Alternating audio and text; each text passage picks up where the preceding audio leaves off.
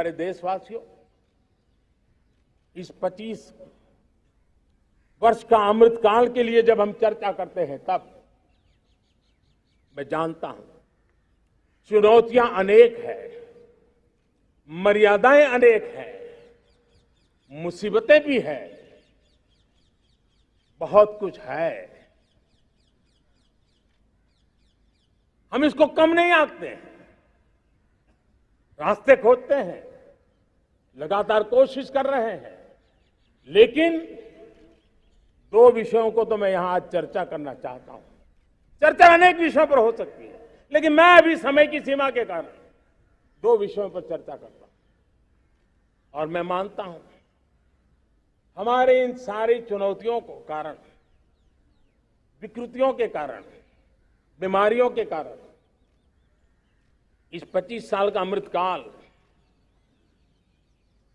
उस पर शायद अगर हमने समय रहते नहीं चेते, समय रहते समाधान नहीं किए,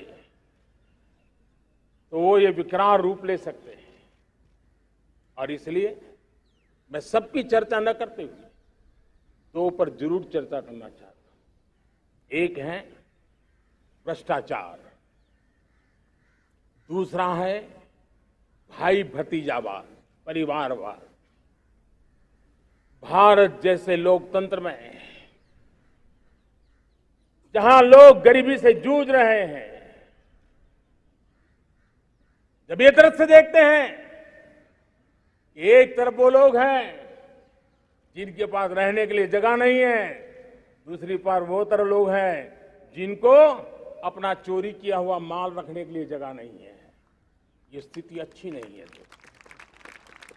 और इसलिए हमें भ्रष्टाचार के खिलाफ पूरी ताकत से लड़ना है। पिछले 8 वर्षों में डायरेक्ट बेनिफिट ट्रांसफर के द्वारा, आधार, मोबाइल, इन सारे आधुनिक व्यवस्थाओं का उपयोग करते हुए 2 लाख करोड़ रुपए जो गलत हाथों में जाते थे, उसको बचा करके देश की भलाई के लिए काम लगाने में हम सफल हुए हैं। जो लोग पिछली सरकारों में बैंकों को लूट लूट करके भाग गए, उनकी संपत्तियां जब्त कर करके वापस लाने की कोशिश कर रहे हैं। कईयों को जेलों में जीने के लिए मजबूर करके रखा हुआ है। हमारी कोशिश है जिन्होंने देश को लूटा है उनको लौटाना पड़े, वो स्थिति हम पैदा करेंगे। भाइयों बहनों, अब भ्रष्टाचार के खिलाफ मैं साफ देख रहा हूं कि हम एक निर्णायक कालखंड में कदम रख रहे हैं। बड़े बड़े चमरबंदी भी बच नहीं पाएंगे। इस मिजाज के साथ भ्रष्टाचार के खिलाफ एक निर्णायक कालखंड में अब हिंदुस्तान कदम रख रहा है। और मैं लाल किले की प्राचीर से बड़ी जिम्मेवारी के साथ कह रहा हूं। और इसलिए भाइयों बहनों, भ्रष्टाचार दीमक की तरह देश को खोखला कर रहा है। मुझे इसके खिलाफ लड़ाई लड़नी है, लड़ाई को तेज करना है, निर्णायक मोड़ पे लेकर के ही जाना है।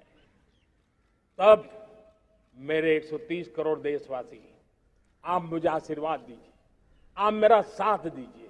मैं आज आपसे साथ मांगने आया, आपका सहयोग मांगने आया हूं, ताकि मैं इस लड़ाई को लड़ पाऊं, इस लड़ाई को देश जीत पाए और सामान्य नागरिक की जिंदगी भ्रष्टाचार ने तबाह करके रखी हुई है। मैं मेरे इन सामान्य नागरिक की जिंदगी को फिर से शान बान शान के लिए जीने के लिए रास्ता बनाना चाहता हूं। और इसलिए मेरे प्यारे देशवासियों, ये चिंता का विषय है कि आज देश में भ्रष्टाचार के प्रति नफरत तो दिखती है, व्यक्त भी होती है, लेकिन कभी कभी भ्रष्टाचारियों के प्रति उदारता बरती जाती है। किसी भी देश में ये शोभा नहीं देगा। और कई लोग तो इतनी बेशर्मी तक चले जाते हैं कि कोर्ट में सजा हो चुकी हो, भ्रष्टाचारी सिद्ध हो चुका हो, जेल जाना तय हो चुका हो, जेल गुजार रहे हो, उसके बावजूद भी उनका महिमा मंडन करने में लगे रहते हैं, उनकी शान शौकत में लगे रहते हैं, उनकी प्रतिष्ठा बनाने में लगे रहते हैं।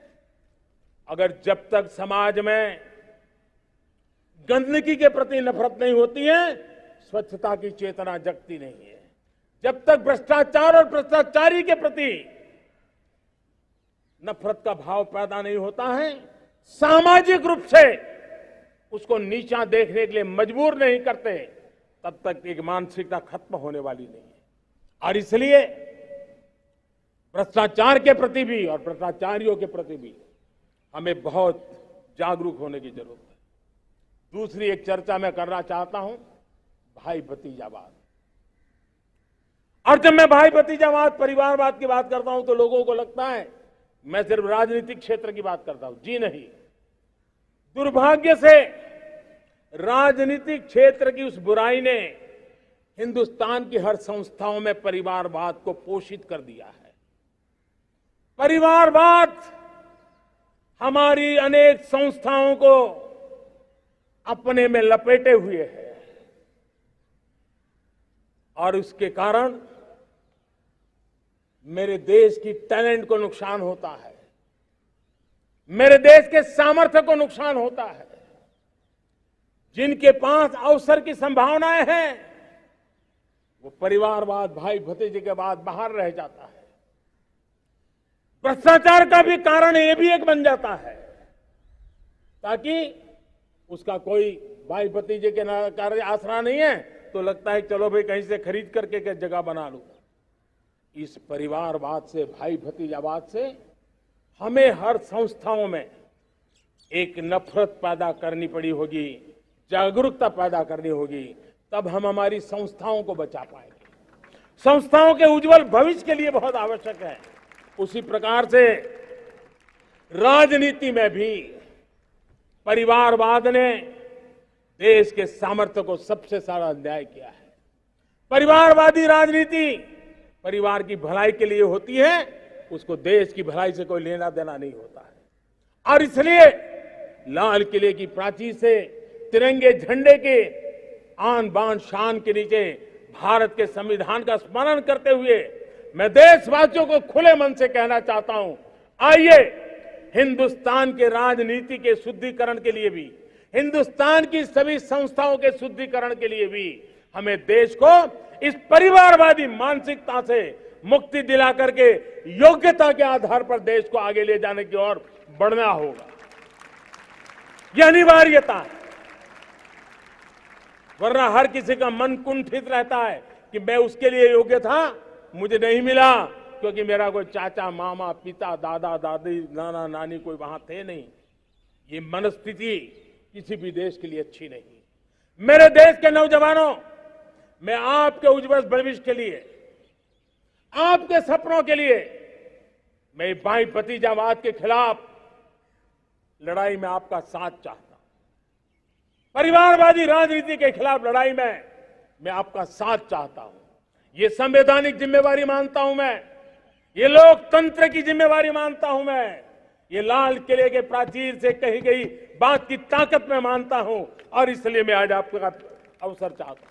हमने देखा पिछले दिनों खेलों में, ऐसा तो नहीं है कि देश के पास पहले प्रतिभाएं नहीं रही होंगी, ऐसा तो नहीं है कि खेलकूद की दुनिया में हिंदुस्तान के नौजवान, हमारे बेटे बेटियां कुछ कर नहीं सकते, लेकिन सिलेक्शन भाई भतीजेवाद की चैनल से गुजरते थे और उसके कारण वो खेल के मैदान तक, उस देश तक तो पहुंच जाते थे।